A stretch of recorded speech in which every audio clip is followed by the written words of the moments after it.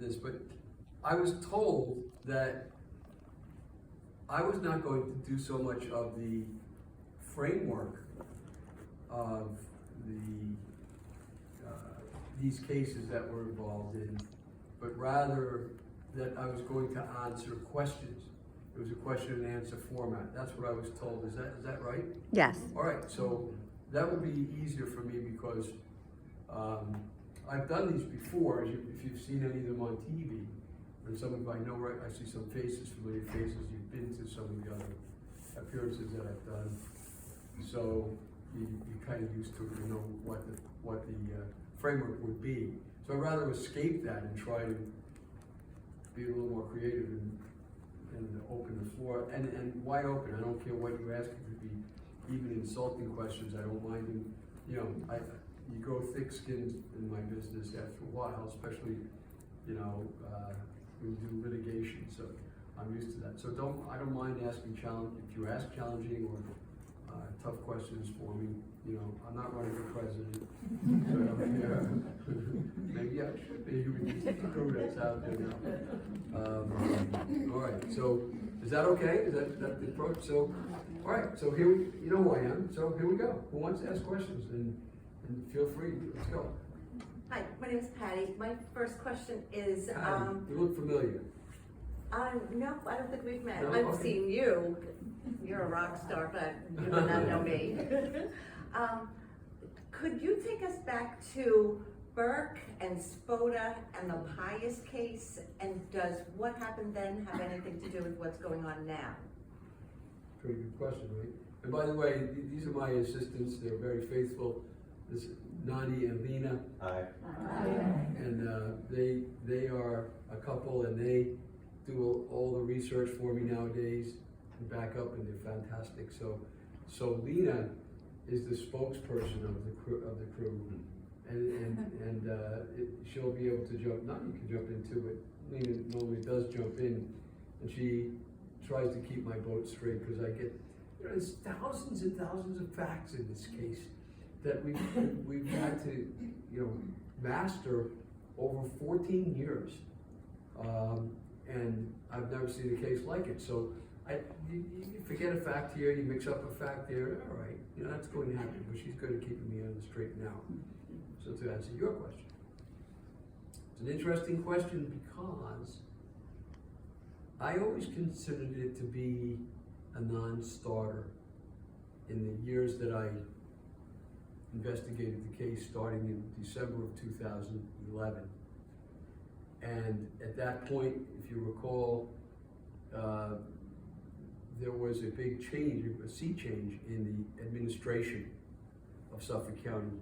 And Burke, only I think 12 days or so, relatively speaking, in 12, 14 days, after Shannon Gilbert's remains were found, he came in as chief of police at that point. And so that was the beginning of the knowledge of Burke being connected to the case. So I came in at the same time. I came in about 8 days after the bones were found with Mary Gilbert and a news reporter asking me to get involved in it. And so we kind of started at the same time, Burke and I, in this case. And I knew him. I knew him. You're Patty, right? Yes. So I knew him, Patty, as an important figure in the district attorney's office, as the chief of detectives of the DA's office. And that was interesting development. It's very unique in Suffolk County, by the way, that we have a system like this, a police and law enforcement system. Any of you are cops or ex-cops out here in the audience would know what I'm saying. We have a system where you have a Suffolk County Police Department that they do police work. And so the detectives are former cops that move their way, or cops, but that move their way up the ranks and become detectives. That's standard stuff. Except here, we also have a separate little guard of detectives for the district attorney. The district attorney has his own little body of detectives that work separately from the Suffolk County Police, and oftentimes are in collision with the Suffolk County Police, and have been for years. You know, these are big political controversies going back to the 60s and 70s over this very issue. But the DA has what we always call his Praetorian Guard, you know, the personal guard, who kind of watches over things and does parallel investigations, parallel with the Suffolk County Police Department. The detectives in that bureau are usually picked from the Suffolk County Police, and they do their job there. But they're at odds. They were clearly at odds, very publicly so, over whether there was one murderer or more than one murderer for the Long Island serial killer, and it created a big clash. But the head of that detective operation of the guard was Burke, before he became chief of police. And if you think about it, Tom Spota, you all heard of him? If you haven't, I'll tell you. But if you have, then I won't waste time on him. Right? And I could see you going like that, so it's okay, right? Right. But Tom Spota was a very powerful district attorney. He wasn't just a DA. All the DAs are very powerful in Suffolk County. They always have been. Very powerful political figures aside from governmental figures. But Spota was the most powerful of all because he made such a good name for himself with the help of the press that he was cross-endorsed when he ran for office. I think twice, I could be wrong, but I thought it was twice. But he got the support of all the political parties, so nobody ran against him. That's how powerful he was. And so when his detective operation worked on the case, right, led by Burke before he was chief of police, they were the ones who really controlled the investigation. It was Burke who was calling the shots for a year or a year and a half before, he was calling the shots from the time that these women were found and on. He was the one that was really pulling the strings. Okay? So that helps you get a grasp of who he really was, Burke, and his incomparable peer, Tom Spota. I always gave him the benefit of the doubt when I came into the case. I know it's a lengthy answer, but it's a lengthy question, really, requiring that. When I came into the case, I always took the position that I'm going to be a skeptic, I'm going to be the way a lawyer should be, and say, look, evidence, evidence, always evidence, that's the rule, and stick to that, and not draw conclusions and say, aha, that sounds like a good one, so I like that one, so that's the conclusion. Which is more of a political approach. So I didn't do that. So I therefore did not judge Burke. I knew him. I didn't know this perversions he was involved in. I had no idea about that. But I knew he was slick. And I had dealt with him in a case in Ocean Beach, which is not Oak Beach. Ocean Beach is a community on Fire Island. Nice little community, lovely place.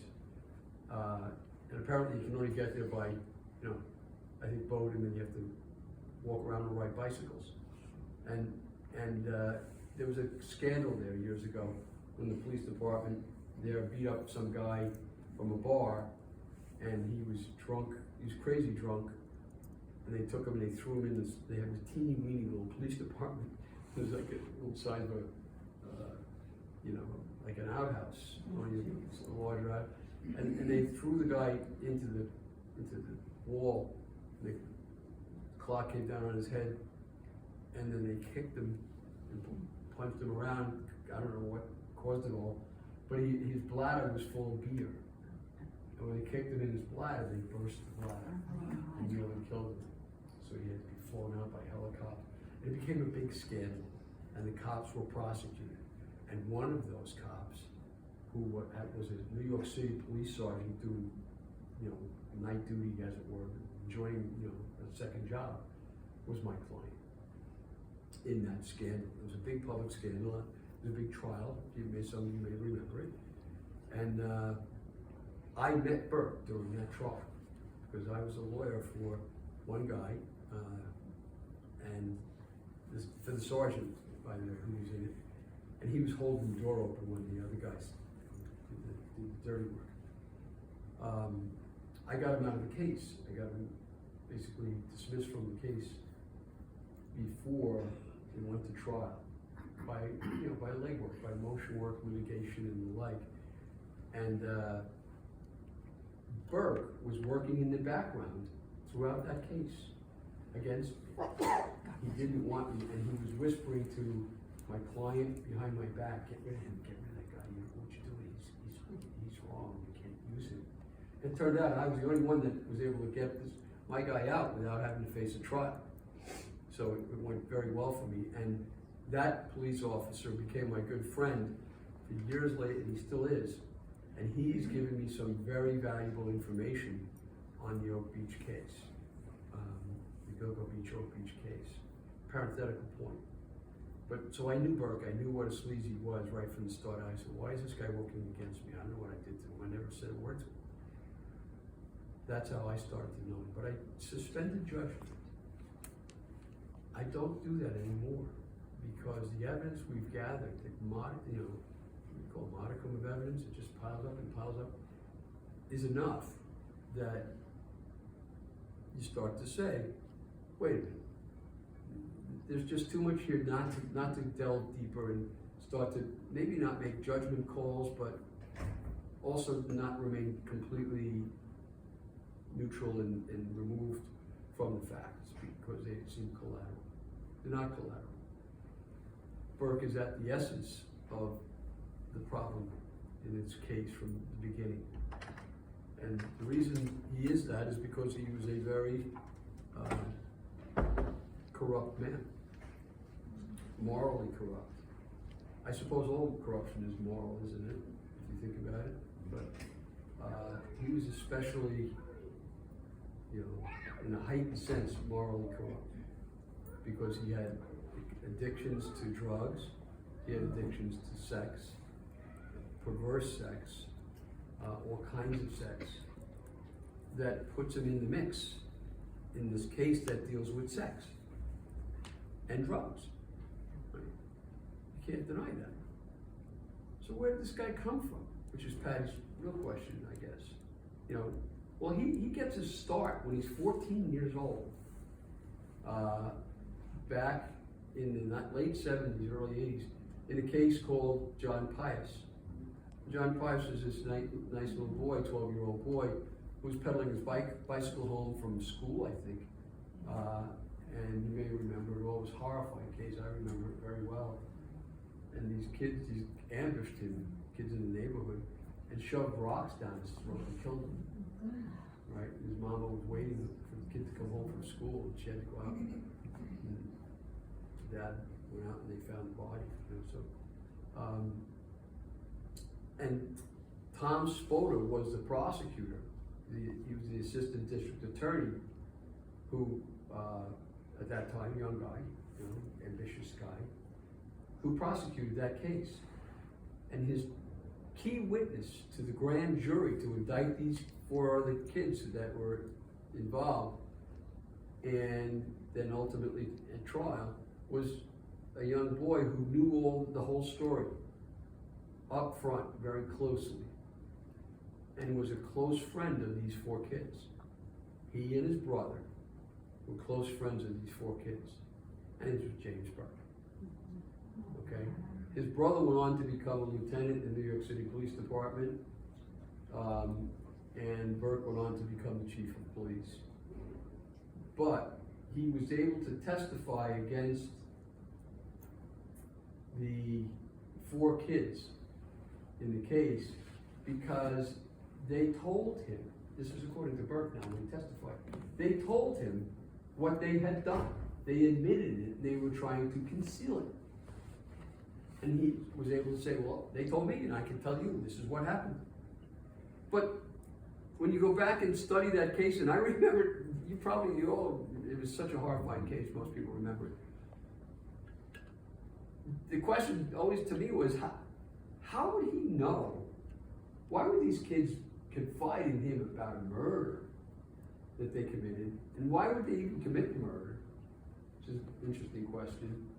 And then confided in a kid who's only 14, and he's like the lesser light of the gang. They were a gang that would go around burglarizing homes in the neighborhood. That's what they were all about. So they were badass kids, right? And he was one of them. So how did he have all this knowledge, this inside knowledge, but didn't participate himself?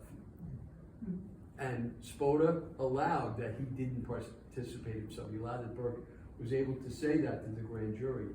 He was just, reporting on what he heard, what was said to him. And it seemed to me something was wrong with that picture. As the years go on, and you kind of forget about a lot of this, but he gets caught again and again in all these sexual, perverse things that he was doing. And the latest one, he got busted up on Bald Hill in Farmingville. It's on County Road 83, North Ocean Avenue, right there, the Vietnam Memorial. Well, unfortunately, the Vietnam Memorial was planned to be a wonderful thing. Steve Hayduck, who was the architect for it, was a good friend of mine and he wanted me to help him to get that thing built years ago, when it was that big thing that looks like a bayonet, sticks up there, the symbol. So it was supposed to be, to revere the men, because it looked like some of the mountains in Hue, I think it was, or one of the cities where they fought. But anyway, it's not.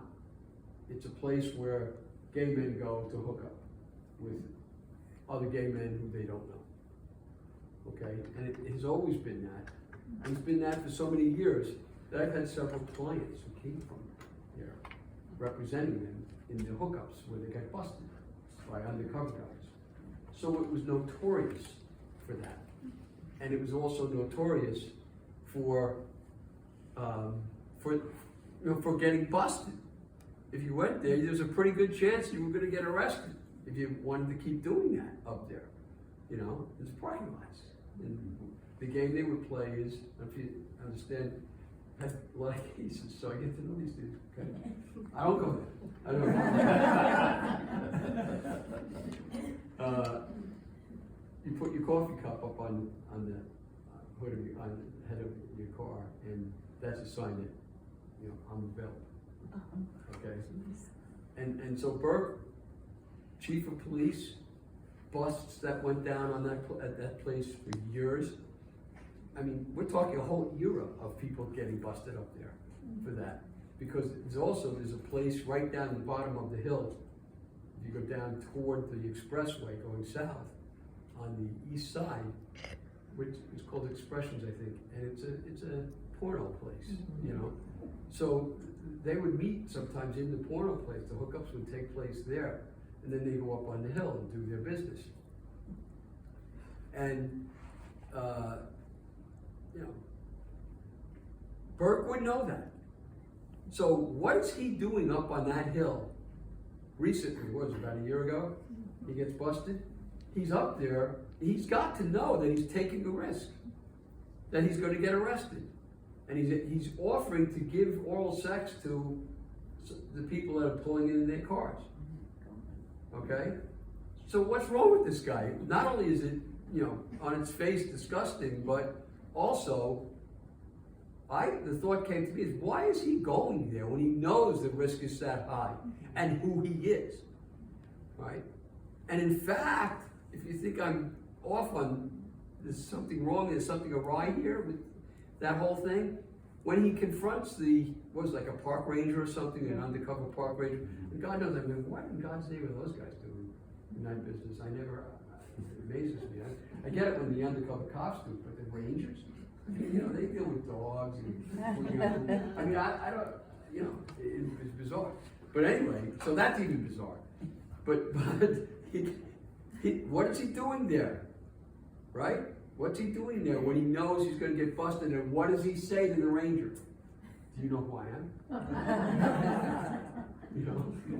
Do you know who I am? I mean, think about it.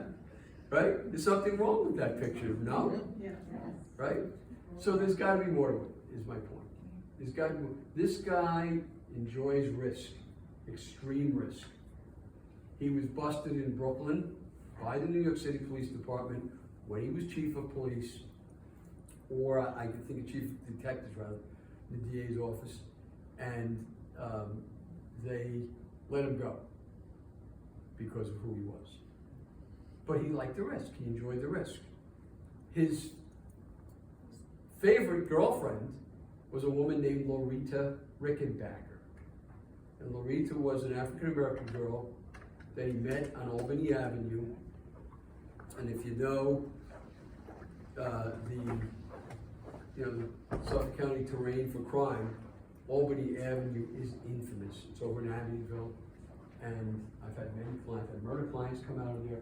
Albany Avenue is, loaded with prostitutes, drug dealers, and others, and it's notorious. That's where you go if you want to, hand-to-hand sell drugs, that kind of thing.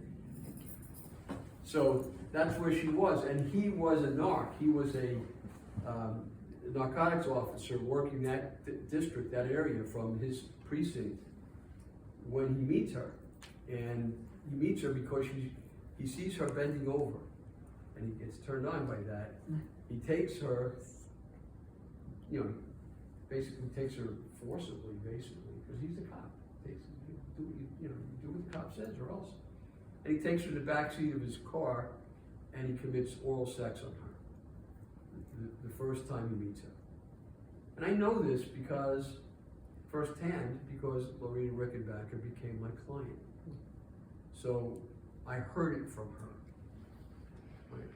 He eventually would hook up with her in a house in Ronkonkoma that apparently he owned, although he lived up in St. James and on the North Shore, and he had gone to Smithtown schools, but he owned this house in Ronkonkoma where he would have men and women, prostitutes, working out of that house.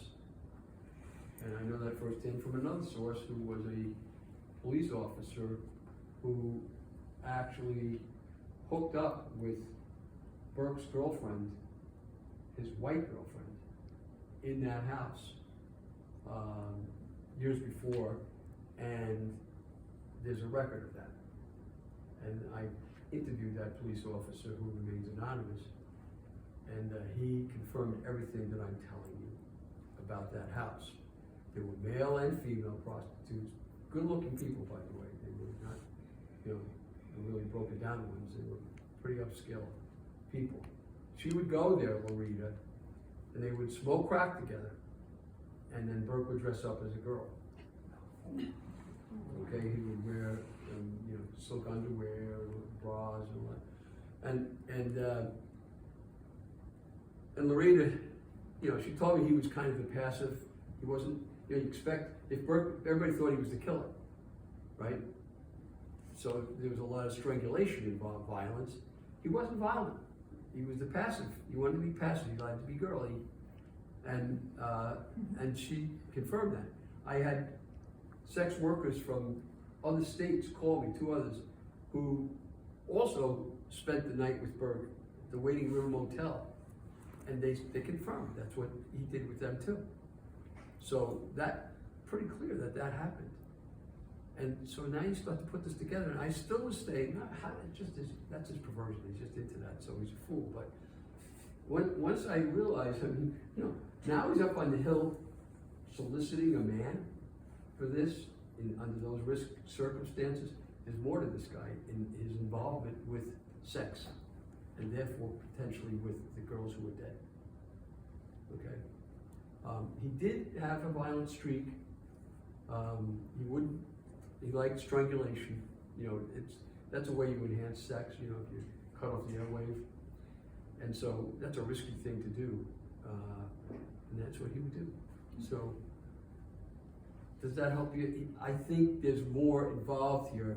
From this kid started at 14. I'll get your question in a second. Okay. This kid started at 14 as a bad kid, and he stayed that way. He never changed. He just made his way up through the ranks, which leads you with this question, and then I'll change the subject unless you have a question on it. And that is, who promoted Burke? Everybody says Spota. I disagree with you. Because Spota was not the DA when Burke rose up the ranks. Spota was a defense attorney. Yes, he represented the police PBA and the detectives associations and so on, so he had plenty of good money from the cops, and the cops listened to him. He had a lot of influence, but that's not the same. He didn't have the power to keep Burke moving up the ranks. Burke gets busted twice because of Loretta. First time because he leaves his gun in the car with her and gives her the keys to the car. Okay, another time when he leaves a gun in the house. He gets busted down in rank twice, and then he comes right back up again. How could that happen with just the influence of Tom Spota? Do you really think the cops who have ambitions themselves to become the chief of police are going to sit back and let that happen? No, that's not human nature, and it's not police nature. And the police knew what was going on. One thing, are any cops in here? You? No? Nobody? Okay. All right. Well, it's rare because I usually have a cop in the audience. Cop adjacent.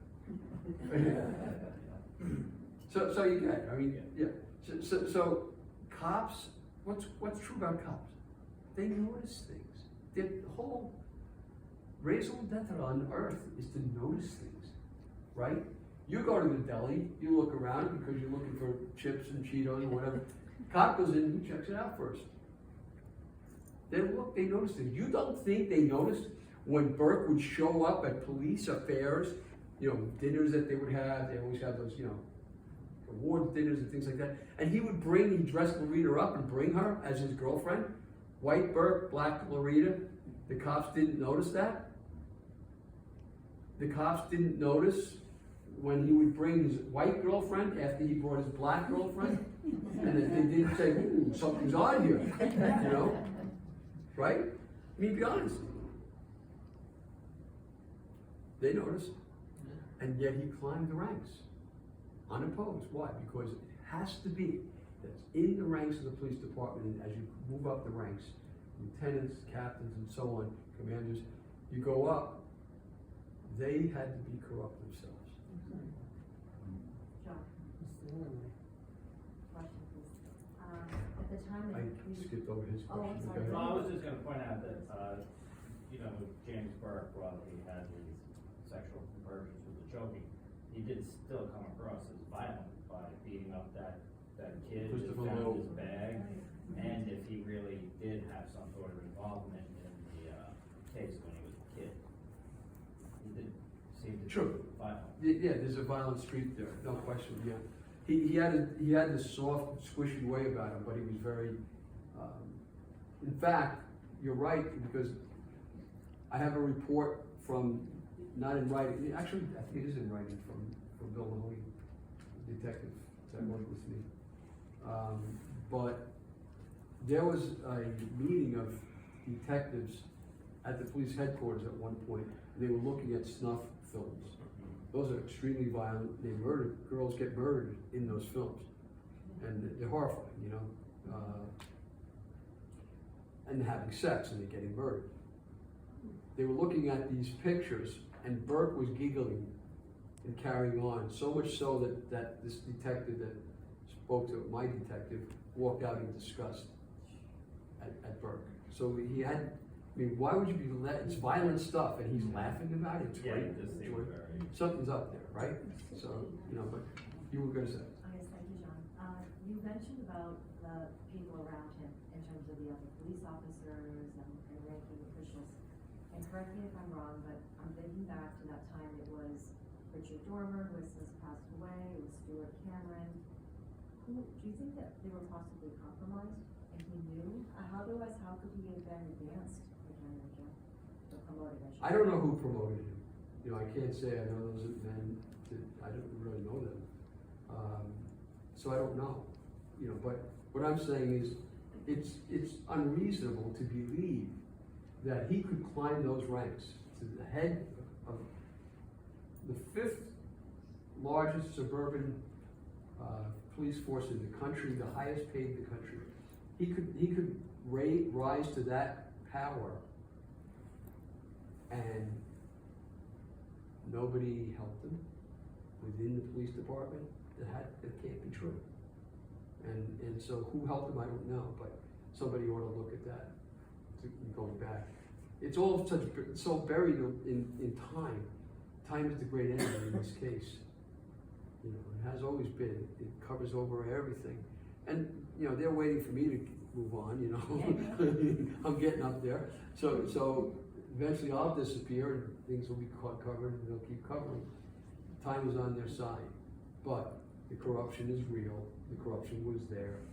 And it had to have come out of the reach. I remember I went to one day of the trial of Tom Spota in federal court. And I watched it. And I got to talk to one of the reporters, and she was telling me that 3 of the commanding officers who testified in that, and all 3 were compromised. You know, white shirts, gold braids, those guys. All 3 out of 3 had adulterous relationships going on while they were in their positions. So you say, well, wait a minute. Nowadays, so everything goes. I mean, what's the big deal? We don't care about that anymore. Really? You know, think about it. If you're, you know, a cop on the street, it's one thing you're cheating on your wife. You know, personal maybe you might say. But, and maybe good reasons, who knows, God knows. But when you're in a commanding position, you're in a position to be extorted. You're in a position to be compromised. And 3 out of 3 of the men who testified, who were forced to testify against Burke, were in those relationships. So don't you think there was corruption there? You know, nobody likes to say those kind of things anymore, right? That's not corruption, that's your personal choice. Excuse me, not when you're in power. And so I said, look carefully. And Patty, so you see I see your point is extremely well taken. I just don't have the wherewithal, the capacity. I'm not a police department, you know, and we're a little tiny firm.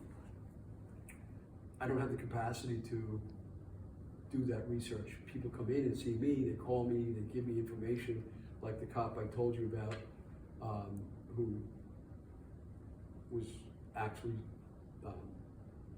having a relationship with the woman who was living with Burke, who was running a prostitution ring out of his home while he was climbing up.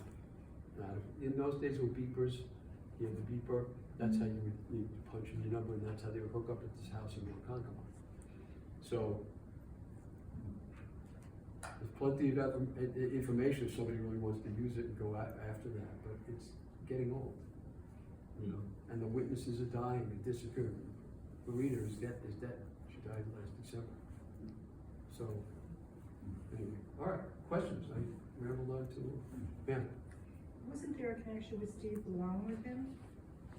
It's a good question. I don't know enough about Malone and Malone's, you know, personal history to be able to answer your question with any flair. I know Malone promoted Burke because he was the county exec. Malone was the county executive, and Burke was under his official call to make Burke chief of police. It wasn't Spota, although Spota recommended it. But they were working together, Spota and Malone. But did somebody advise him not to promote Burke? Yes. And yes. that he Several overrode people. that vote? Yes, he did. So the question becomes, why is Malone involved? And you know, that takes us down the road. We've got a lot of circumstantial evidence that's come into us for several years now that, you know, suggests, connects, hints at, that kind of thing, a more enriched involvement of some of these other politicians in what was going on in Oak Beach, what was going on in Gilgo Beach, and it implicates this character or that character, and people throw Malone's name around and so on. We don't have enough to sit here and say, here's the story. it would be hearsay upon hearsay, and what value is that? But it's a question that needs to be answered. Why did Malone do that? We've never gotten a clear explanation. So, you know, one way to answer all that, those kind of questions, say, oh, there's corruption everywhere. You know, it's just a bad scene. There's some truth in that, but it's impossible to track it down if it's so widespread. Go ahead. Okay, other questions? Come on. Sir? Is there any, do we know if there's any kind of connection with, say, Rex Heuermann, and there was a head found in 2003, right over here in Moriches? In the pond? In the pond, Yeah. It says it was a black drag queen Yeah, in Brooklyn. yeah. Is there any connection that we know of? I that don't- we're looking at? Or? It's a guess, it's a good guess. I don't know of any more than you do, I think. We haven't had, we have anything on that? Not on Andre Isaac specifically. I think Right, that's what you're that was talking about. Sugar Bear is Yeah, what sure. commonly goes by. No, I don't think we've had many people talk to us about Andre. Okay. Some people have said that he was last seen with a large man in a white man in a pickup truck. Right. I've seen that on the internet, but I'm not sure. We haven't heard anything personally on through our firm yet about it. Yeah, I mean, there's so many loose ends, and don't make the mistake of falling into traps. Aha, you know. Yeah, I was just curious. Which is We moved easy down to here do. in 2001, and 2 years later, that happened. That happens, And yeah. I just always remembered it, and then with this whole thing happening. Well, I mean, there's many, we know this well. There's many people who have come forward with some evidence claiming that Heuermann has killed many more people in many more places, and including Sugar Bear and so on. He was tied though to, I don't was it know. part of the body in Manorville? Yeah. For one of the girls that he was, Yes, he was. so. But does it mean automatically that I'm just wondering if there was any, there's Long Island is rich in its history with serial killers. We've got tons of them here for some reason. I have no idea what that is. Here's, one place, Anchorage, Alaska is another. 4 of them out there. And what the hell are they doing in that city? What, do they know each other? Did they hang out with each other? Did they read each other's writings? I don't know, but we know there's 4 serial killers from Anchorage, Alaska, and one of them is Heuermann. So it's a fascinating question. Do you think he stopped killing after 2011? Because of technology, cameras everywhere nowadays? Initially, people thought that, and then police, I think that was They it. dump the bodies. It's like, It was they the- go there, they go here. Right, it was the police theory that things quieted down because he got scared and stopped doing it. No, I don't think so. Nah. I doubt it very much. Really? But I don't know. Maybe he did. Nikki Brass. Yeah, I mean, go ahead, say it. Nikki Brass was a witness that he brought forward who she was escorting, and she met Heuermann at the steam room in Port Jefferson, and he basically intimidated her. He intimated that he had inside details about the Long Island serial killing case, and attempted to have her travel with him to his house, and she denied it. When was that? I think it was 2016. 2016, yeah. We have several other witnesses who have given us affidavits or statements. They don't always give us affidavits, but they've given us oral statements, and in some cases, written statements. And yet again, affidavits that we have. We have a nice little bank of them who claim, each of them in different circumstances, that Heuermann stalked them, harassed them, tried to get them to go with him, and they're all over the eastern seaboard. I mean, I can just quickly list. We have and you can correct me if you need to, but we have a woman from Florida who was giving us great detailed information about the hookup he tried to do with her. He would work on the internet. That's how he did it. And these are people who got away. Okay, we have Florida, we have South Carolina, we have Virginia. We have 2 women in Virginia, very credible women, by the way. No axe to grind, not looking for fame. They keep themselves anonymous, that kind of thing. And they're not looking for money. They're not looking for movie star things that are going on with all these productions. We have one from Philadelphia. We have one from New Jersey. We have one from upstate New York. We have 2 from New York City, one from Manhattan and one from Queens and Flushing. I just spoke to her the other day again, she reemerged. Did I hit them all? Las Vegas. Las Vegas, right? Anybody else? That's Enough, right? I mean, Nobody got that time. yeah, he really got around. But you can actually see that he actually owned all these properties. He was a prolific spender. He owned properties in Massapequa in South Carolina. Maybe some of you guys saw that he sold a property recently in South Carolina to the family for $1, but he's associated, doesn't own, but is associated with a lot of different properties throughout the country, in Anchorage, Alaska, Las Vegas, he had a timeshare, New Jersey when he was married to the previous wife, obviously in New York City in Midtown because of his business, Smyrna, Georgia, Atlanta, Georgia, North Carolina, North Reading, Massachusetts. So he's associated with all of these apartments. Yeah, and why is he there? There's no explanation for what, he didn't have an architect's business that was expanding into those areas. There's no good explanation as to why he had those places. And So- where did he get his money? Did they trace back where he got his money from? If you're saying his architect firm was not expanding, where was he getting his money? Well, he made a lot of money in New York City. He was Was he making in very the good city? money in the city. Yeah, he was. And He had a lot of big clients. yeah, he did. And so, I mean, don't underestimate that. But he also, not only was he a profligate spender, but he and his wife were real manipulators of the system.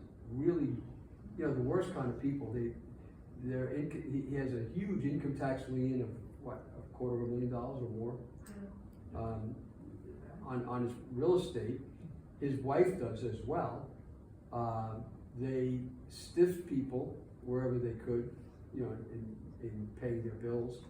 And he has there's another lien that he has.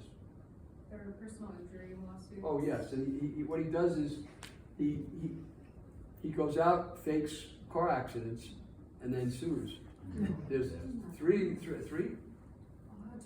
2 or 3 cases of that, of his doing. So he had other ways of getting money. He was desperate to get money, and his spending far out excelled what he was making, even though he was making millions of dollars. So you get the idea. If some of these folks that we know who are, if they're telling the truth, if they have, we have him hooked up with a very expensive, potentially anyway, a very expensive hunting lodge in Texas, where you get to hunt animals from Africa on a farm or in a forest in some kind of a compound in Texas. You pay a ton of money to be able to do that.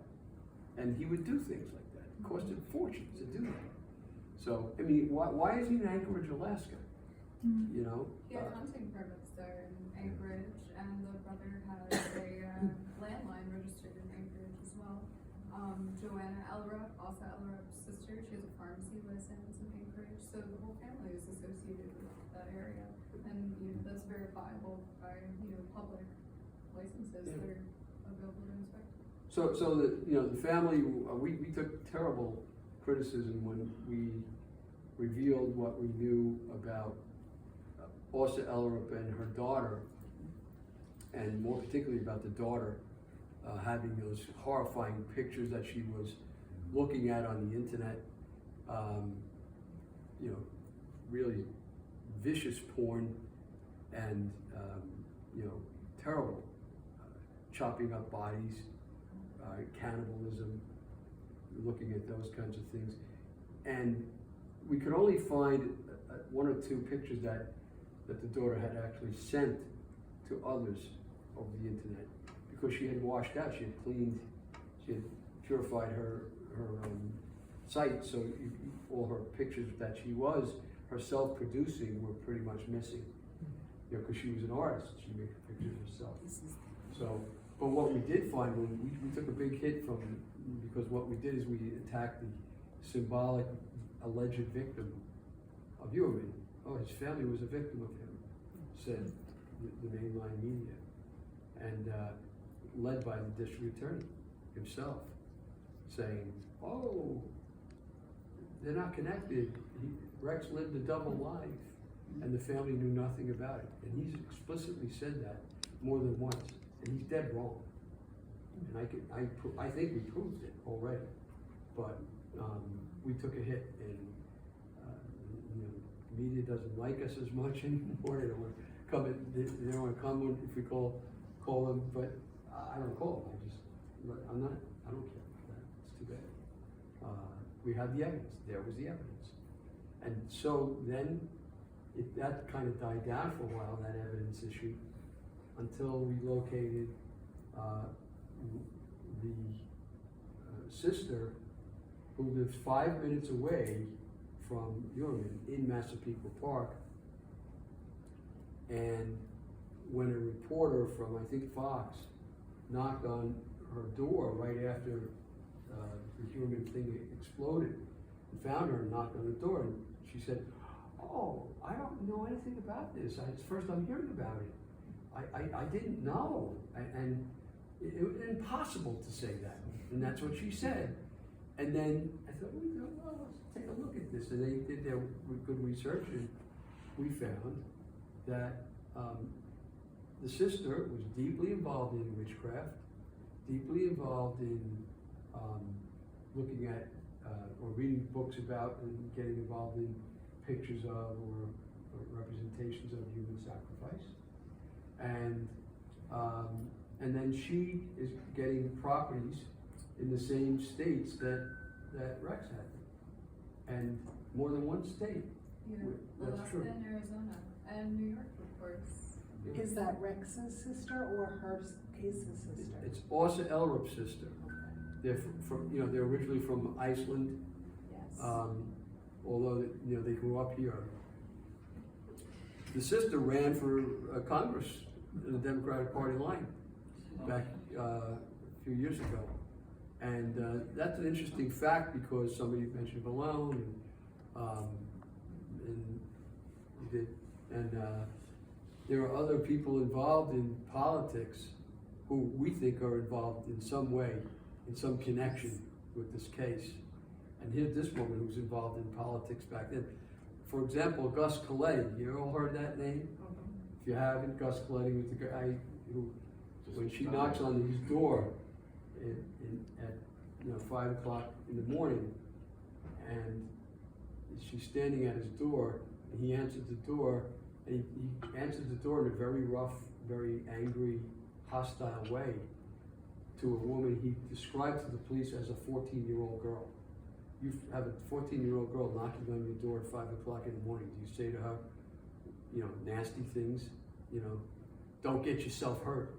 I mean, where are my mafia compadres in this room? You want to raise your hands? But don't get yourself hurt is a phrase that is used in that circle of people that's a threat.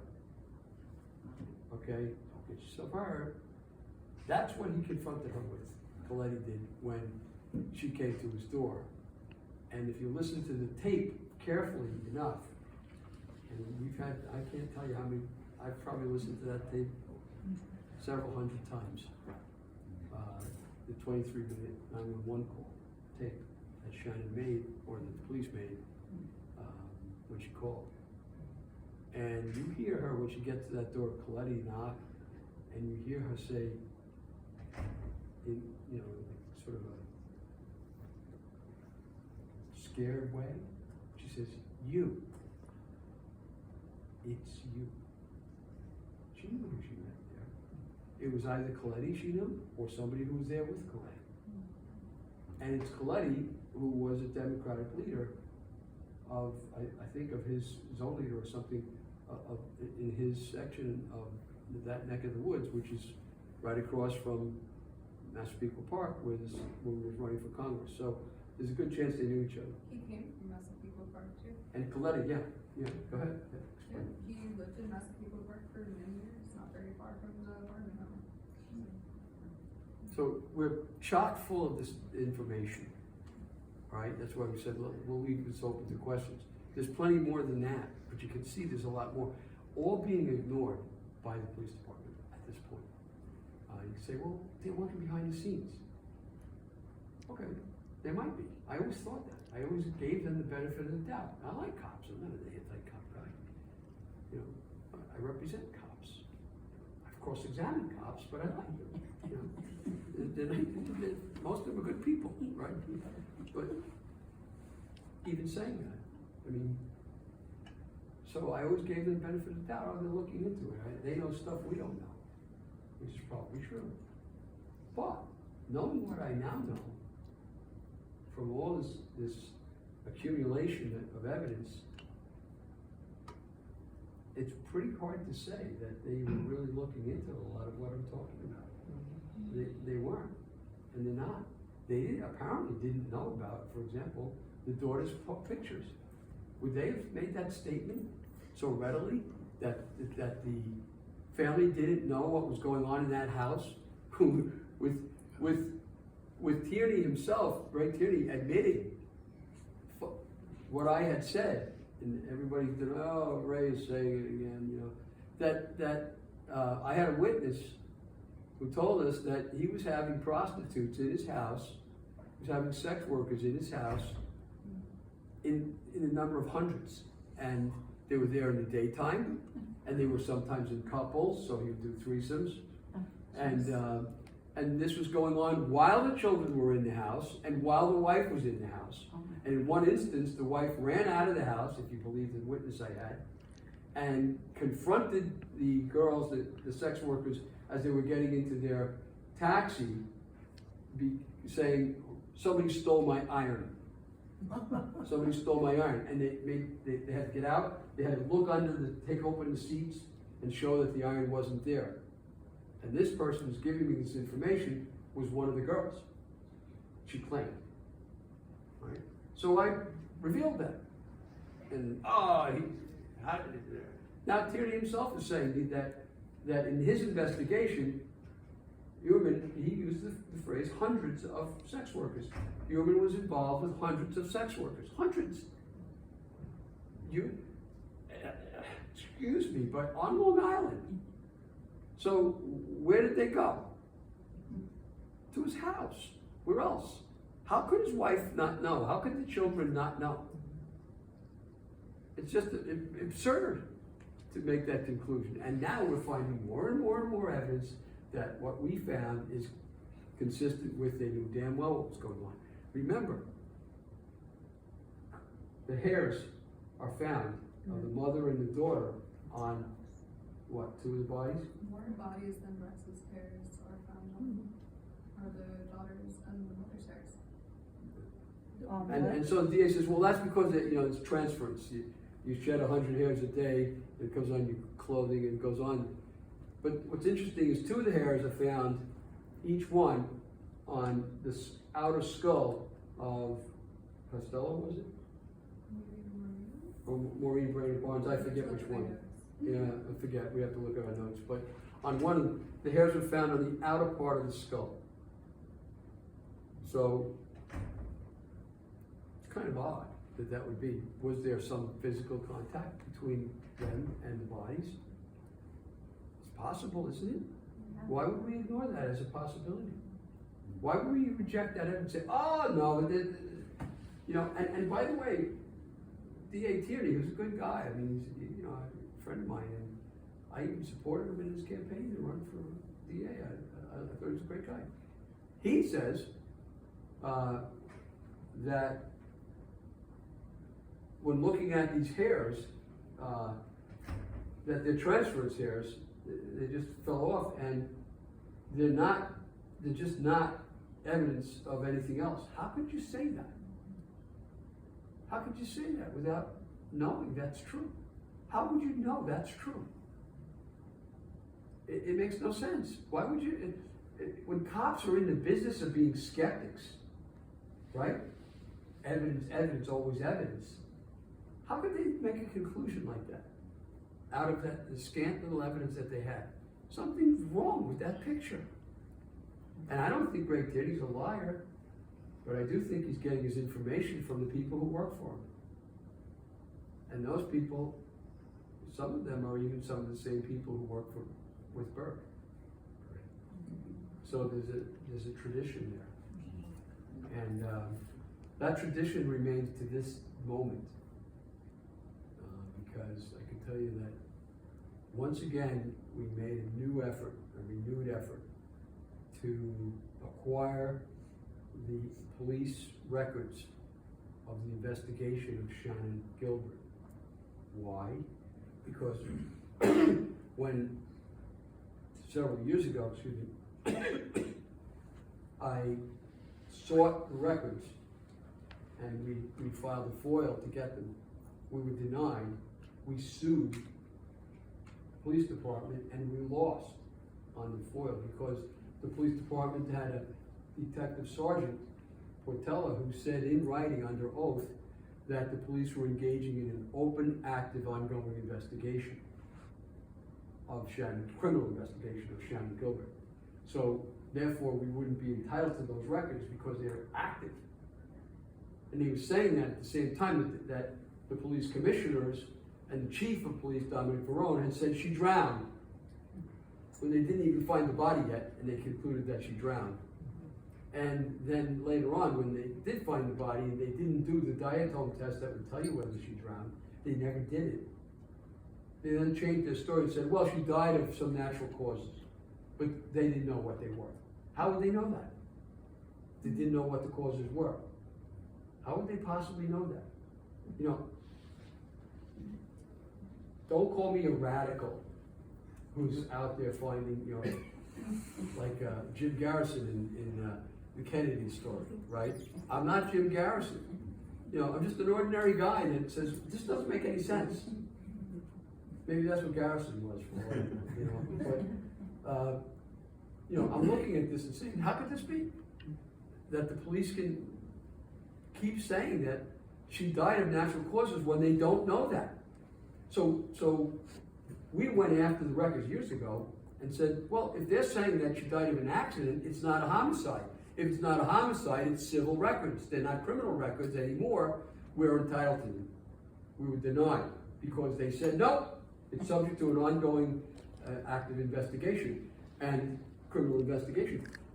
In the same breath that they were telling you, the public, that it was an accident, right? That's what they did. So, of course, we looked at the law, and by sheer, you know, grace of God, now and then a lot of the coincidences work in our favor. While that case was pending, and I was arguing the case in chambers in front of a former Suffolk County police officer who was a judge, and during the argument, a case came down from the appellate division, Brown, I think the case is called Brown, in Suffolk County, dealing with Suffolk County car accident, where the people subpoenaed, the car accident victim's family subpoenaed the police records, subpoenaed them, not foiled them, subpoenaed them. And they were denied on the same grounds. And the appellate division said, you can't deny the subpoena. Subpoena is different than a FOIL. If you subpoena the records, you get them in your case. And I got that, so I said to the judge, that case came down while we were sitting there. Okay? I said to the judge, I'll tell you what, you can decide what you want on the FOIA. You know, we're gonna lose. It's okay. Because I'm gonna subpoena the records now. And the judge said, okay. So we subpoenaed the records. And that's part of how I got the 911 tapes, by the way. That was how we got it. But I wanted all the other records, and they wouldn't give them up. And they didn't to hold to that position. All right, so we didn't win them. So now, years later, on May 13th, 2022, at Suffolk County Community College in Brentwood, the new police commissioner, my friend Rodney Harrison, you know, he's a good guy, right? Yeah. Real reformer, great guy, good friend. He calls a press conference at the behest of the police department, run by the same group of detectives that were running it under Burke. Okay? And they hold a press conference, press only. I wasn't allowed in. I stood outside with a state senator who wasn't allowed in either, Phil Boyle. And we watched it on his cell phone camera outside the press conference. And at the press conference, Lieutenant Byra, who's still the head of homicide detectives, put up a big screen like this and said, well, we're calling this press conference to reveal, we're finally going to reveal the 911 tapes. Now I had them, remember, I got them, and I had them for a while, but I wasn't allowed to reveal them to the public. The court had not allowed that. So then Rodney gets gets appointed, and the first thing he does is he comes to see me with Byron and some other detectives. They came into my office and he said, let's make peace. What you have is important to us. We can share it. So I gave them stuff I had. We had this nice peace powwow, you know, and the first thing Rodney does is he stands up in my office in Miller Place and he says, you know what? I'm going to release the tapes. This was in February of 2022. And he says, I'm going to release the tapes. And you had to see Byron.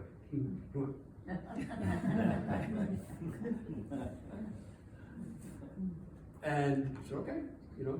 So I thought, you know, good, we'll have a better relationship than we used to have and see how it all goes. And so on May 13th, he was doing the release. But Byron controlled that. And what happened was, they did release the full tape, and they put it on an obscure police site, and you had to really find it to get on it, and played it. But they had the press come to the press conference at Suffolk County Community College, knowing that when the press gets the information, they're gonna run out, put it on their trucks, roll outside, if you ever saw that, and they beam whatever their shows are into the city, and or Channel 12 beams it over to Woodbury, and they put it on their TV, and that's it. It is what it is. They don't question it. They don't investigate it. They're the you know, it's news of the moment, right? So they knew that, the cops, when they did this. And when they invited the press in, and you know, basically in an auditorium, big locked doors, so to speak, they did not play the entire tape, the 23-minute tape. Instead, they took little excerpts from the tape and played those and completely distorted what happened. They only played about 3 minutes worth of tapes out of 23 minutes to the press, and then showed them videos up on the screen of what they said went on. And a reporter, because I've known these people for years, you know, I've been pretty high profile, as you probably know, right? So all different kinds of cases besides this one. So I know all the reporters pretty well. And one of them is a good friend of mine, comes out early, he breaks out, and he comes over to me and Boyle, and he says, I can't stay there anymore. Why not? He said, this is a disgrace. He said, they're distorting the pictures that they're putting up, and they're distorting the story, because he knew the story, this guy. And he's a reporter from a very prominent TV show. And he says, and he said, look at this, I'm going to show you. And what he showed me was this. When the when Byra was explaining how Shannon just wandered aimlessly into the marsh, okay? She just wandered off, you know, and that's what happened. She lost her jeans came off somehow, and the pocketbook and so on and forth. And as they walked through she walked through the marsh, she manages to die of a tragic accident. You had a I'm just curious about Dr. Hackett and how he could obtain the mother Gilbert's phone number to make that strange call. We'll come to that. Okay, all right. Let me finish this Yeah. story and I'll give you that story too. Okay, that's a good story. But anyway, so Byra is showing how it makes perfect sense that Shannon wandered aimlessly into the marsh. Now, I walked the marsh several times. I've gone there. And I walked it even within the same week that Shannon would have walked it, except 2 years later. And with the same weather conditions, by the way. And there's no way a human being could get into that marsh. That marsh is impenetrable for about 6 feet up of sticker bushes and brambles and all kinds of things and reeds. You can't get in unless somebody's cut a hole, which some of the people did in their backyards, including Peter Hackett. Okay, so you could get through Hackett's backyard and get in there. But otherwise, you couldn't wander into the marsh. That's just not even possible. Just look at the pictures that we have. I've been there, I've seen it. You have my own testimony, but you also I can show you the pictures. It's not possible. Wandered into the marsh? Think about that. This little scrawny, you know, she's 120 pounds soaking wet. And in the early hours of the morning, did this happen? So what does Byron do? He puts up the police put up a slide, a video slide of the marsh and how it is that Shannon wandered in there. And they show on that screen, there's huge picture of reeds. Reeds. Not sticker bushes or anything, reeds. And the reeds are all light. They're lighted up. The background of the reeds is pitch black. And so they're saying, see, she got lost. She wandered into these reeds, and they show the reeds blowing this way so you can walk in, you know? And of course, when you're in there in the night, you're now lost, you're disoriented, and you die. I mean, I never knew of a 25-year-old girl that would die just because she wandered into a marsh and just wandered around and just decided, oh, I think I'll die here. Okay? It's not likely. But they showed this picture, and that's what really ticked off this reporter, because he said, he walked the marsh with me. He had, originally, he had been with me. And he said, none of that is true. What he did is he said, he showed me on his camera, he showed Boyle. They take the aperture of the camera and they narrow it, they tighten it so that the light bounces off. When you put a light, an artificial light, it bounces off the light, the reeds. It picks up the things that are animate and leaves the rest of it pitch black. Get it? That's not what happened. We know that couldn't have happened because we know that Shannon knocked on Coletti's door. She starts the tape at 4:53 a.m. She's knocking on Coletti's door about, 10, 15 minutes later. Then she's knocking on Barbara Brennan's door, which is about 6:40. If you look, 5:40 rather. If you look up the weather that day, it was 60 degrees. At that time, it went up to 70s, and it was fair. And if you look up the dawn came up, actually broke. It had to have broken just 5 minutes. If Shannon really did wander in there, according to the police story, it would have broken within 5 minutes. So pre-dawn, twilight, had actually, you can see it in the weather report, existed for about a half an hour. So it wasn't dark.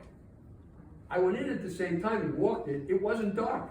I could see into the rooms of the people's houses, just watching them drink coffee. How did she die? So then the police said, at this meeting with the reporters showing this phony, completely phony slide that they produced, they're lying. With all of that, they're saying that this girl managed to do this, and then he said the key thing. Mind you, this is, Rodney Harrison is, he's just getting what from his good man here, Byron and gang. They said she died of an unfortunate, tragic accident. And he used the word probably. He preceded it with probably. Okay? Probably died of an unfortunate, tragic accident. You're the police department. Your whole life, especially homicide, is devoted to finding people guilty. That is to say, to get evidence, to put them away. You're letting a murderer out on the street if you don't gather your evidence. You've got a holy duty to make sure you're getting the right evidence, don't you? Have that duty? If you're a cop, a homicide cop, they know they have that duty. So they are perfect in trying to get as much evidence as possible to hang you when you're a suspect. That's their job. So they look at evidence, always evidence, in a way nobody else does. And yet, the same police department that looks at evidence like that concludes and feeds to the public at a press conference, and has done so before at other press conferences, now that Shannon dies of a tragic accident and they have not a scintilla of evidence of the accident. Ask anybody, go look at it yourselves, rewind it, you can go see it on the internet. Where is the evidence of the accident? There is none. They don't say, well, she hung herself, or or she slipped and fell and drowned, or animals ate her or something like that as she was running around. They have no accident to cite, and even more importantly than that, and he said this to the reporters who dutifully went out and put it on TV, national TV, and it was the end of the story. That was the final word on it, and it remains the final word to this date. Okay, and the press bought it, hook, line, and sinker. What he also didn't point out was that the Suffolk County Medical Examiner, that's their lady, under their thumb, even though she's a separate entity, theoretically, concluded in writing that the cause and the manner of death was undetermined. So the Suffolk County Medical Examiner herself said that there was no known cause of her death. Not that she died of an accident. ME did not determine that Shannon died of an accident, but the police department did. They went beyond their own evidence to invent a story. Now, why are they doing that? You answer me this. Why is the Suffolk County Police doing that in such a case as this? Why are they doing that? Something's wrong with this picture. How else do you look at it? That's not a radical point of view, is it, when you know these facts? And to this day, that's what they're saying. And so I bring it all full circle to what just happened. It's in my car. In fact, what happened? We decided to go once again, now that they said this in 22, that she died of a tragic accident. We said that changes the game. We can now go, if that's their position, now we can go back to the court and file a FOIL and serve a subpoena. We did them both again and said, give us the records of Shannon Gilbert. All the records. And they responded today, we got it, right? And they said, we can't give up these records because they are subject to an open, active criminal investigation. That's what they said. Is that homicide? Homicide, yeah. Homicide. They're lying. They're under oath lying. And they've been lying steadily. And I've not taken that position until within the last 2 years. I've always given them the benefit of that, so they must know things I don't know. But how can you deny this? And they're still taking the same position. So, I mean, we're gonna fight it, we don't give up, as you noticed, so, we just keep going and going, and we're gonna keep fighting until we hopefully get to the truth. I don't guarantee we'll get there, but we're What do you certainly think happened that night? I don't know. I don't know for sure what happened. It's a great question. I mean, the ultimate question, what do you think happened? You have all this evidence, what do you think happened? I have so much conflicting evidence that it's very hard to say what really happened. What I can tell you that I do know that happened, that's in the evidence itself, was the thing like with Coletti, where that encounter occurred. And Coletti 4 times, 3 times on the media, once to me, I interviewed him. Okay, and I became his friend, by the way. And he's dead now, but he says, you can hear him on TV, listen to it yourselves, go back and look at it, it's interesting stuff. He says, when the press is asking a question, he really loved the camera, he was very, not camera shy. And he plays this, this huckster old fisherman kind of guy. He's not a huckster old fisherman. Gus Coletti was a Democratic Party, very, important political figure. He also owned a pet store where he was accused of abusing animals. Okay, dogs, and was it cats too? Birds. Exotic animals. And he ran an illegal fireworks business out of his home and exploded his garage. He blew up his garage. So he wasn't this just nice guy that you get on the picture of Gus. I knew Gus, I got to know him. Sketchy characters. A lot of sketchy people he hung out with. And anyway, Coletti says, she was running through the neighborhood, yelling, help, help, help, help. And so, I tried to help her, and I brought her into my house.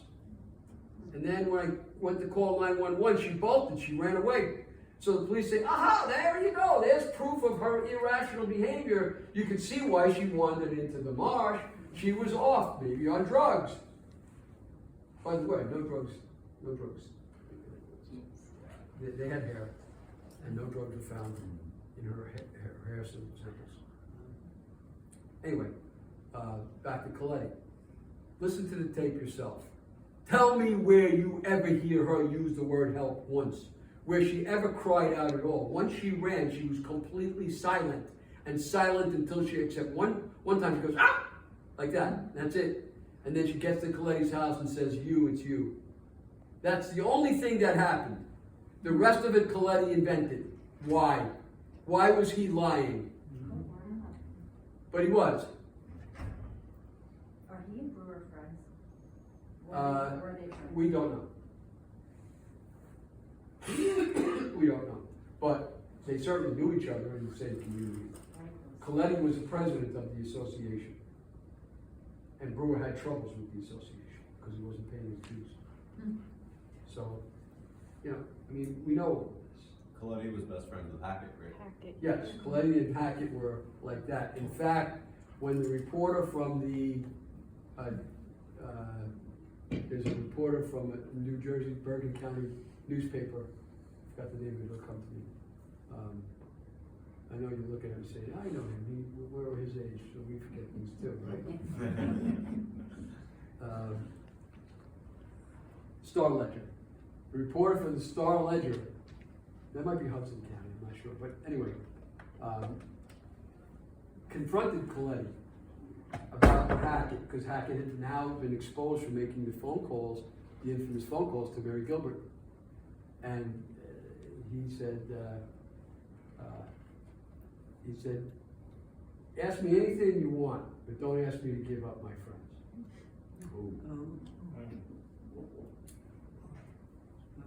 Did the police ever investigate this? No. To this day, I know that they haven't interviewed witnesses who we think are eyewitnesses and have said so in so many words, and they've never gone to interview them at all. Was Rodney Harrison, the chief of police, was he the one that kind of left, and then had the friction with Tierney? Yeah, he was having friction with Tierney and he left. Right, and then prior to him, wasn't this a woman who used to work for the FBI, and she was gonna open up the case again, and then Yes. she took a job? In Hofstra. Right, so this high turnover of these new people, do you think that has anything to do with them looking around and going, this whole thing is a mess and I'm out of here? I don't know for sure, but it's a great surmise, you know, Geraldine Hart. Yeah. But Geraldine Hart expressly said that Burke and Spota corrupted that investigation. She admitted that as a police, when she was police commissioner. Right, Rodney left, Rodney had, I mean, you could guess at his reasons, but I spoke to him about his reasons, and, you know, we didn't know each other, Rodney and I, until Rodney became commissioner. He came to my office, and we hit it off. We got very friendly, and, when I started producing witnesses who had come forward, and we had their affidavits, and people said, all these Reddit type people say, oh, he's interfering with the investigation, he's taking affidavits. You can't do that, you know, it's gonna corrupt the cops are upset that he's taking affidavits because they could be used later on against the witness that they need, and all this nonsense. And I knew that if I didn't take their affidavits, the answer would be, how do we know this is true? Oh, where's that witness nowadays? That witness is gone, but I get that. So I thought it was very important to get affidavits, and I did. And when I got them, Rodney, when he came to me, he said, I showed him some of the affidavits, and he said, this is real, let's do something about this. So the taxi cab driver, a woman from New Jersey, who had been a taxi cab driver here in Suffolk County, and was a banker during the day and a taxi driver at night, and had grandchildren, and does not want her identity revealed, has no axe to grind, doesn't want any money, doesn't want to be on any TV show. She came forward and said, look, I can connect Rex Heuermann with Shannon Gilbert. And she told this whole story. So before she told me the story, I contacted Rodney and said, you want to interview this lady? And he said, yeah. So the two of us, we went and we rented my apartment building in New York has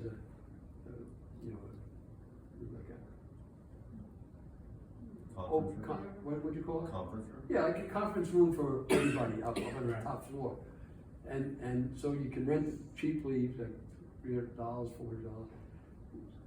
And we rented it, and we went there and interviewed her for 2 hours, almost 2 hours, together to see if she was credible. He found her credible and sent her to the police and said, take her around to the spots where she said these things occurred, and they did that. We've never heard again from them. Okay, the police on that score whatsoever. And she had, you know, fabulous information to connect Heuermann, because we know that we know that Shannon's connected with Hackett. That's why I sued Hackett. That suit is still going as we speak.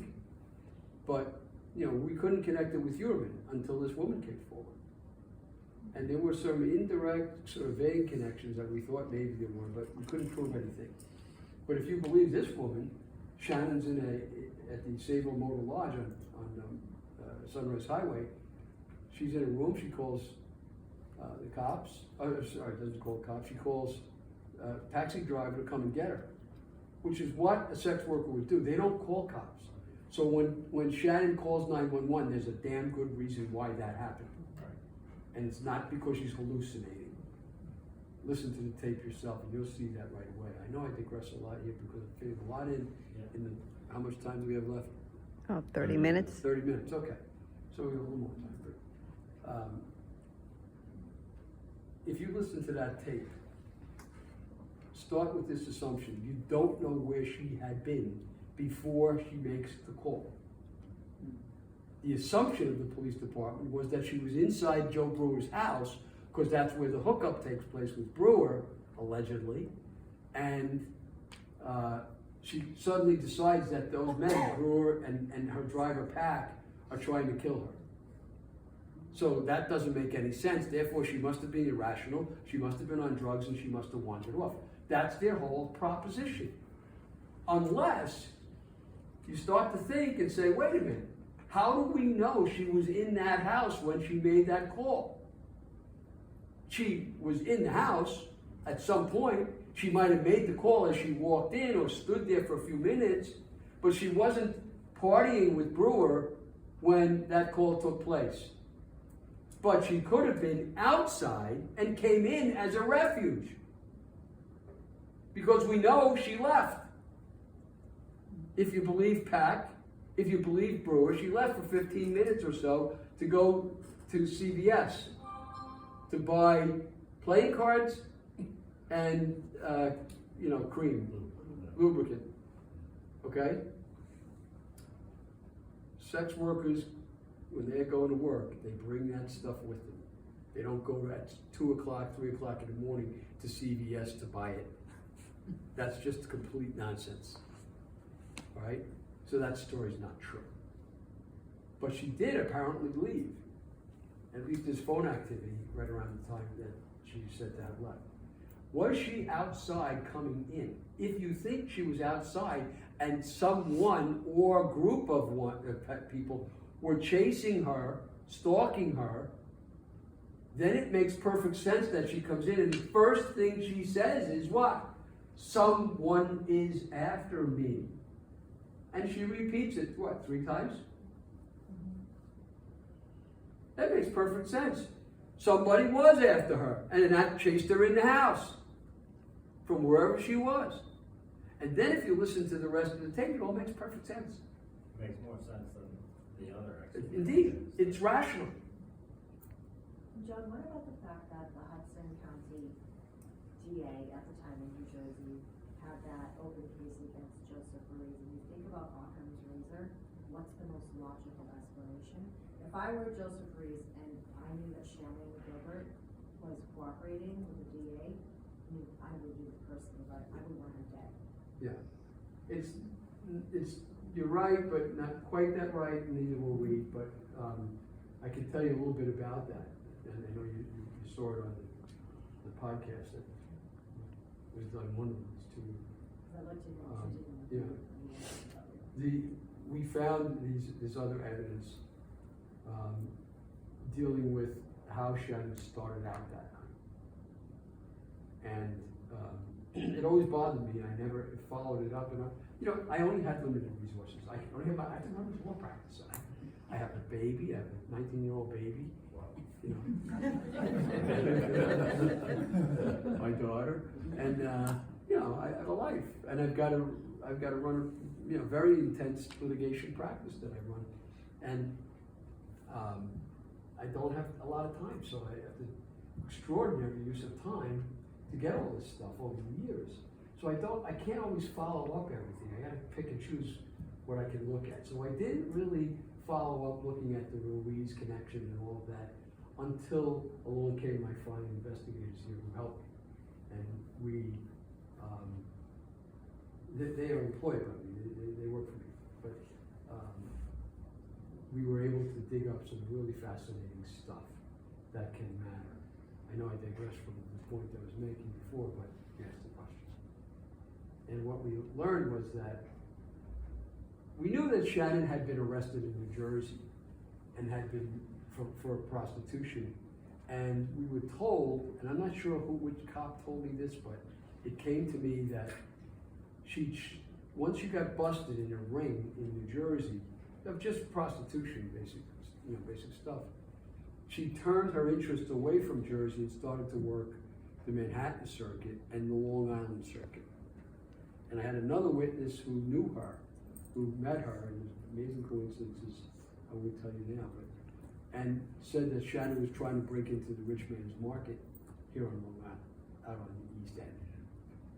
Okay, so it made a lot of sense to me that that's why she was in New York that night. That makes sense. And what didn't make sense, and think about it, okay? Don't you think about it and tell me if I'm wrong. Don't see it your way, it's fine.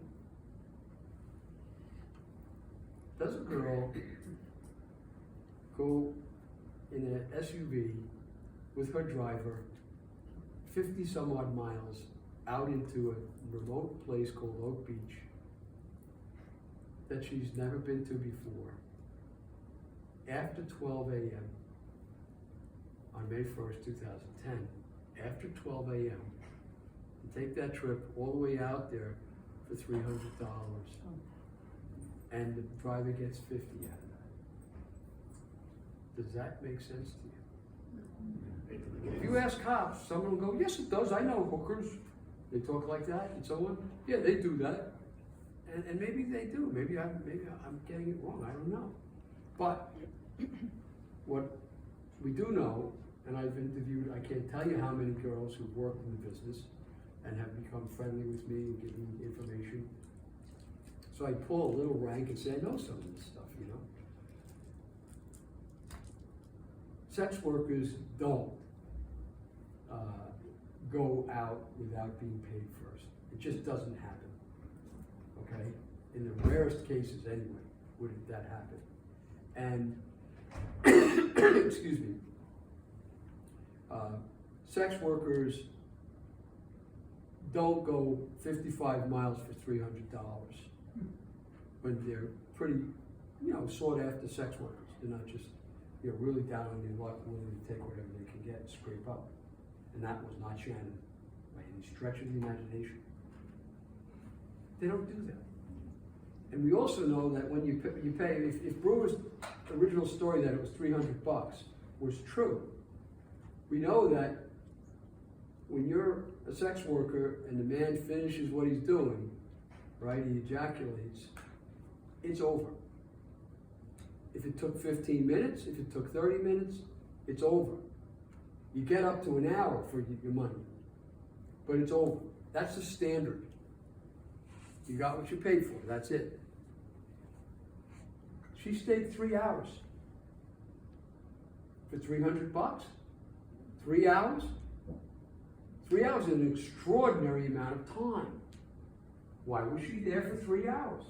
And Brewer claims, no, I only hired her for an hour, and only for companionship. I wasn't going to have any sex with her. He denied that under oath again and again and again until he finally admitted it. But $300 for 1 hour, and there's a 3 hour time. He said, well, he explained it by saying, well, we upped the time. I mean, she wanted more time, or he wanted more time, so they extended the time. But there's no money exchange. Whoever heard that? Pap claims no money was ever exchanged. No money was ever even discussed.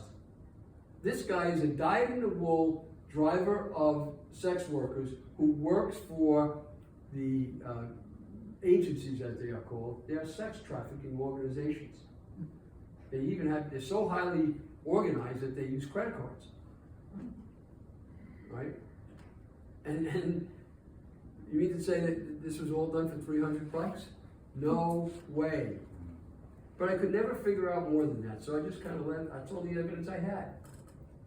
Until we found the bust and what really happened. And the bust takes place in 2009. So it's just a few months before she disappears in 2010. Okay? And Shannon gets scooped up with a guy named Joseph Ruiz in a bust that takes place in Jersey City, or in the Hudson County area, Jersey City included. And she gets busted for basically prostitution and cocaine, along with Joseph Ruiz. Joseph Ruiz was the organizer of this thing. Joseph Ruiz had an organization that was national in scope. He wasn't a little guy. He wasn't just working local and doing streetwalkers. That's not the case. His girls were earning from $2,500 to $5,000 per night. Okay, of course that included the cocaine. So he had a very unique approach. You get the girl plus she'd bring you cocaine instead of the other way. Usually the guy has to bring the cocaine. Here he had it all reversed. see? And so he was very clever, and very popular, okay? But that's the kind of money we're talking about here. So the story that she went, after she gets arrested in the Jersey ring, and only a few months later gets busted out, or gets murdered, disappears rather, out in Oak Beach for $300, is just complete crap. It's just fake. It's a lie. It can't be. And then we find out that Ruiz, after he gets busted in this, for all these things, he only does, what, a few months in jail? 3 months 3 in months jail. in jail. He gets out early on supervision, and just so you guys know, resurfaces again in 2022 after all of this, leading another national network, this time selling spice and cannabis. The Fed sees like millions of dollars in assets. So he continued doing this in 2022, and if you look at the federal indictment paperwork, even the feds are saying, oh, he's been only 3 months in jail. If he's indicted on leading a narcotics trafficking network, promoting prostitution, money laundering. So Ruiz has a connection with another guy in Jersey City, and his name is? So, Ruiz ran Shannon's escort ring. It was called First Professional Referral Services Incorporated and World Class Party Girls. On the LLCs, they're registered to a building in Jersey City called 173 Sherman Avenue. That's the address. The owner of 173 Sherman Avenue is a guy named Paul Benson. And Paul Benson, I believe only 6 months before Shannon disappears, goes down for possessing and transmitting child pornography. Horrible, but it gets weirder because this guy lives in Bergen County, New Jersey, but who brings him down for the transmitting and possession of child pornography but Dominic Verone of the Suffolk County Police Department 6 months before Shannon disappears. The owner of the building that her escort ring is based out of. And how much porn was it? There was thousands of pictures of children. Thousands. Yeah, 3 years old, 5 years old. Now add in that, here's Dominic. You know, I've never met Dominic, or if I did, I don't remember it, but, you know, I have regard for the guy. I liked him. I thought he was an honest player. But remember, it's Verone. When Verone is chief of police, okay, before he gets thrown out, he gets fired. He's very upset about it. And Burke comes in. That's when Burke comes in. Verone is out. It's Verone who made the announcement that Shannon died of drowning. Okay? It's Verone who made the announcement when the public went crazy on the internet, the wires went high over this guy Bissett, the landscaper, because it was revealed that there was the landscaping, what do you call it? The burlap. Burlap, no, the wood chips came later, but the burlap, you know, was involved, and it turns out that's really not exactly correct, but everybody believed it. And Bissett runs a landscaping wholesale operation, so all the internet went crazy, said, it's Bissett, he's the killer, because he commits suicide right after the cops knock on his door, looking to talk to him. That's the story. And he does commit suicide. And he's a ladies' man, big time. And he's going to all these, you know, he's into switchies and everything else going, he's one of those, he's part of the gang. And Verone calls a press conference to say he is not a suspect. Now he's dead, but he's not the guy that did it. So this is the same Verone. This same Verone is involved in a task force bust in Jersey City, New Jersey. What is Suffolk County Police doing over there? Okay? And it's a bust of this guy named Benson, Paul Benson, who is renting rooms to Ruiz to run his prostitution ring and his drug ring out of that building. And it's Verone who never once mentions that he ever knew anything about that. Maybe he didn't. I don't know that he did, but I'd rather say to you this about all this kind of evidence such as that. We have the evidence.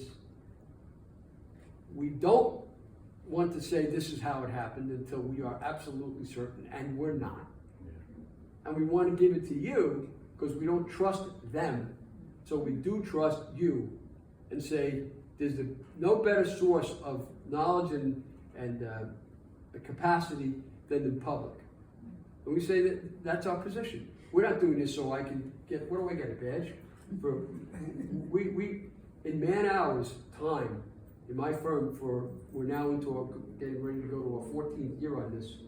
Okay, when I take all my staff that's worked and me, we've put in over 50,000 hours on this case for no pay. And you're gonna have these creeps, including the cops that insult us and say, you're doing it for the publicity. What are you, nuts? Am I out of my mind with that? You had something there, though. Right? That's what we're doing? No. This stuff is real. We have the evidence. We give it to you and say, you decide or you help us. We're hoping that this film makes it so that somebody sees it, like we've gotten all those witnesses who've come forward from Florida and the Carolinas and so on. They've come forward to us because they've seen it. And they heard Rodney Harrison, come to my office, and by the way, he set up that press conference. I didn't. He called me and said, let's hold a press conference together in October. And he came to my office, and I happened to be, by the way, amazing coincidence, I happened on that day to once again be taking another deposition of Joe Brewer before that press conference. And he calls me, and I'm in my car and said, I'm about to go in and talk to Brewer. He says, let's do the press conference. So at 3 o'clock, we held the press conference, and Rodney made the speech and said, words to the effect that, this is my partner, John Ray, I trust him, and if you're a person that has information and you don't trust the police or you have any other reason not to talk to us, call John Ray. That was the commissioner of police, so I think I had a little cred from that. Huge. And rightfully so. You know, he trusted me to this day. We're still friends, right? So, I mean, he stood by Byra with the fake May 13th story, but that's his job to do what the police, you know, I don't hold it against him at all. But there you have it. I mean, we could, as you could tell, can't you? We could go on all night. Yeah, fascinating. And tomorrow with this stuff, but I'll take, how much more time do we have? 10 minutes? 10 minutes? So, any more? Gina's got a question. Oh, I was just curious, when do you think jury selection would begin, and what kind of potential juror is the defense looking for, and what kind of potential juror is the prosecution looking for? On the Heuermann case? Yeah. I talk to Mike Brown fairly regularly. I see him a lot in court. We're friends. He tried his first felony case against me, first misdemeanor case in a jury trial in Southampton. Okay. He beat me. And so we've been friends ever since. He's a good guy, good lawyer, and you know, he's assigned by the court to try the case. So I talked to Mike, and I think the direction he's going, he hasn't said it literally, but I get the impression he's doing what a good lawyer should do, which is he's saying, wait a minute, the cops are all screwed up here. Are you going to trust their evidence? When, and he's going to use Shannon Gilbert, he's going to use all these other cases that got screwed up, he's going to use Jessica Taylor's case, he's going to use the wood chips, he's going to use and say, look at all these mistakes. They were saying that Bitroff killed that girl up in Castilla, in the tip of the southern part of the inside fork of Long Island, and he's going to say, look, you've been saying that was Bitroff, and then when things don't work out, it turns out to be my client? Right. Wait a minute, hold on. That's what he's going to do. Seems pretty sharp. And that's the right thing to do. If I were trying the case, I was on his team. Yeah. Okay? And think about it. You have 12 jurors, plus alternates. You have 12 jurors. Only one of them has to say, you know what? Maybe I believe Brown. Maybe he's got a point here. And there's no conviction. You don't give up. So there's a real, I don't think it's a slam dunk by any means for the district attorney's office. And we know that Ray Tierney says he himself is going to try the case for the district attorney's office. So you know who the players are, right? Yeah. Does that help? Yeah. You know, how long will it take? It could be another, I'd say, 6 months or so at least before the trial, because the discovery is just vast, it's Right. overwhelming. You know, all the tape that they have. Right. You know, remember, the police haven't even themselves heard all of the electronic, information that they have from Heuermann. Right. So, and then they got to give it to him, to Brown. Right. So it's gonna take a long time. You know, jury selection, how are you gonna get a jury that doesn't? Know this case, yeah. I can answer that for you. I Okay. can answer that for you.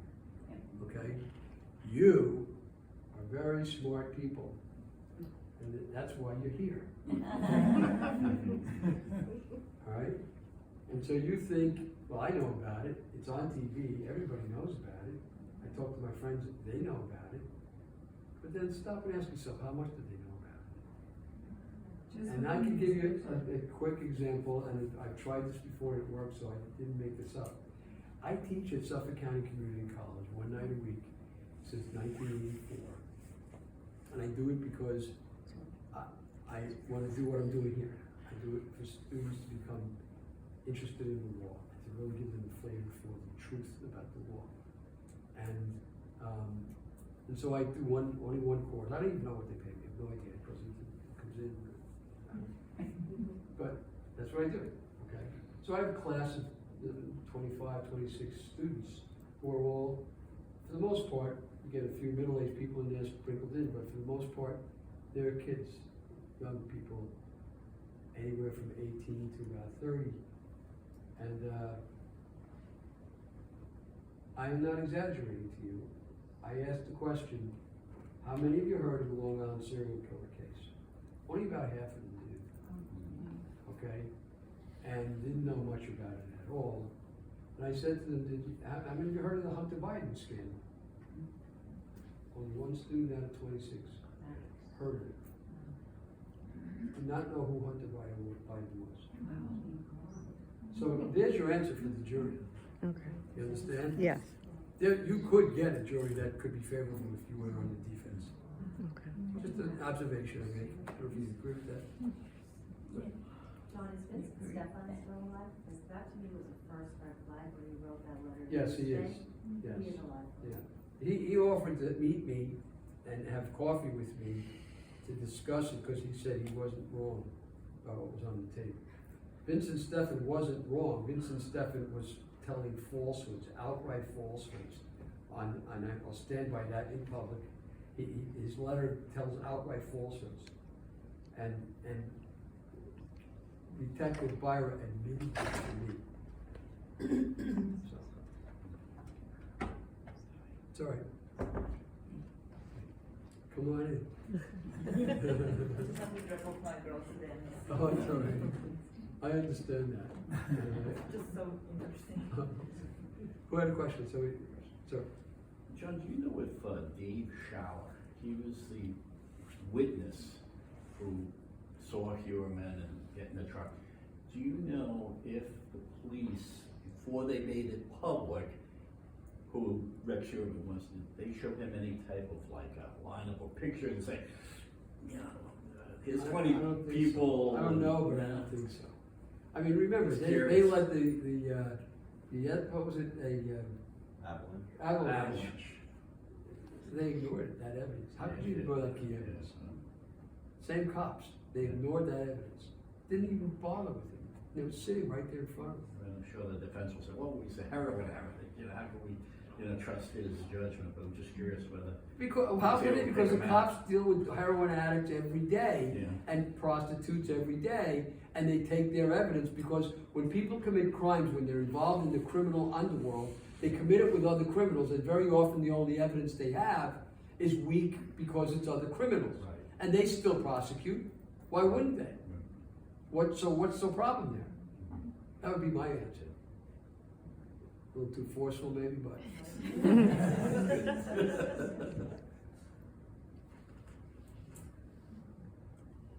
You have anything you want to add? I'm thinking. I wanted you to talk about Benson tonight, so I'm glad you did that. Oh, okay.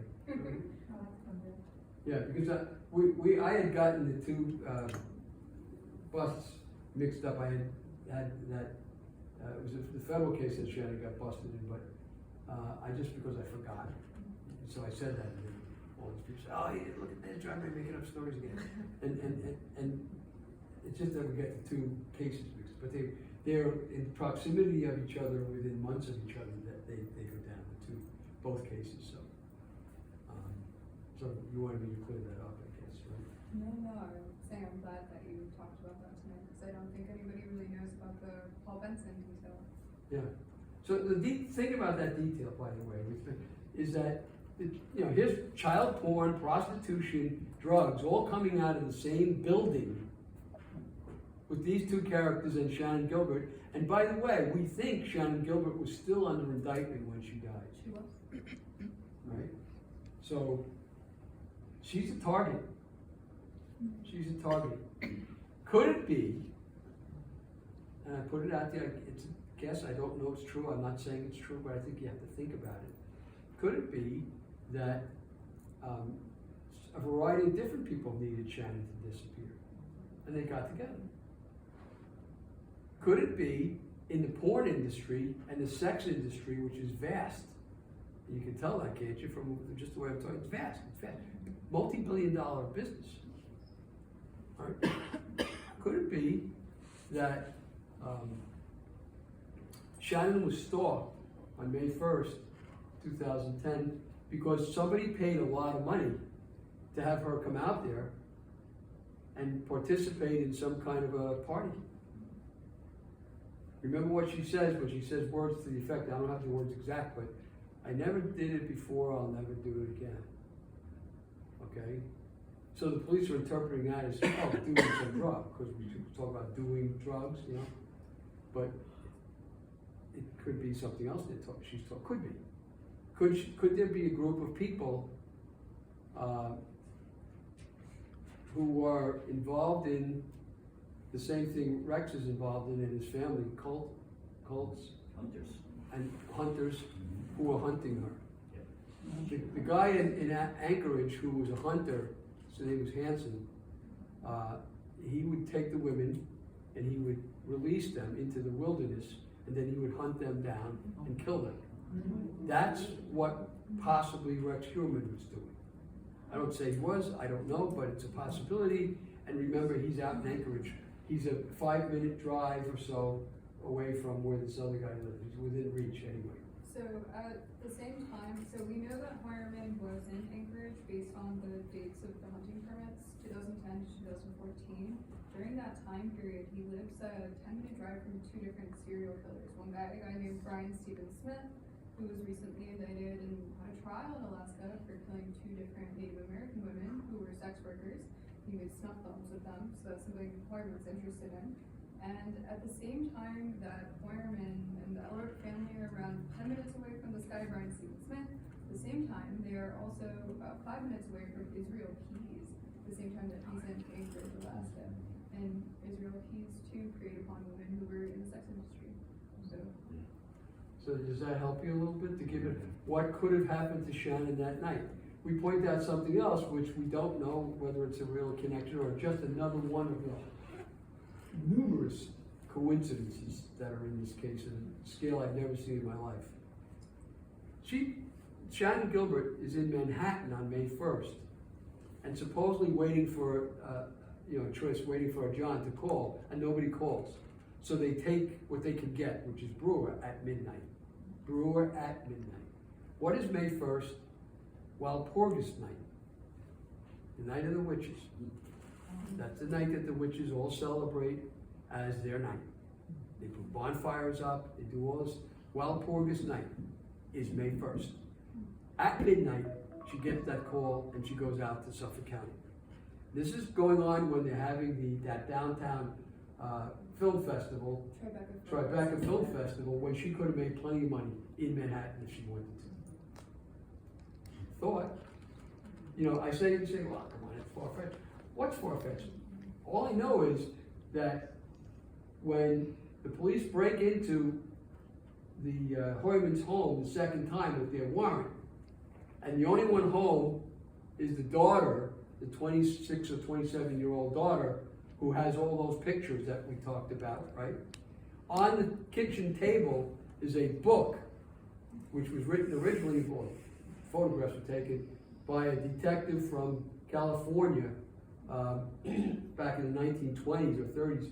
He made a book of horrifying pictures of murders, including of sex workers who were strangled. You see women with their bodies cut in half, all these horrifying pictures, gross, disgusting pictures. That book that this guy published was just obviously for prurient interest, right? Became for the cult of Satan, they call it the Church of Satan. The Anton LaVey, who was the president of that, or the founder of that group, he actually took that book and made it into a Kanye film, which is like a really sick, twisted film, sort of like a snuff film. But he made it into a Kanye film himself. And they edited it 3 times, from 2000 through 2003. That book became, I wouldn't call it a Bible, but it became a standard book of the cultists, the Satanists and so on. That's their book. That book was on that table, on the kitchen table, with that girl in that house who's looking at all those pictures of cannibalism and so on. That book was there. You don't think there's some witchcraft and stuff involved in that? Take a look at the picture of Mrs. Eller when she's early on the, she's being filmed as she sits outside the front of her, and she's sitting there. She's got a little red thing on her wrist. That's a cult wristband, because it had a little, what was it? The Kabbalah, yeah. The Kabbalah, yeah.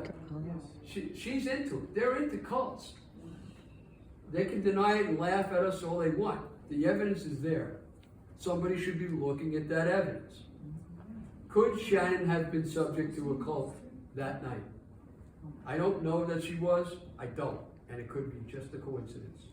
But it's a very important thought to consider.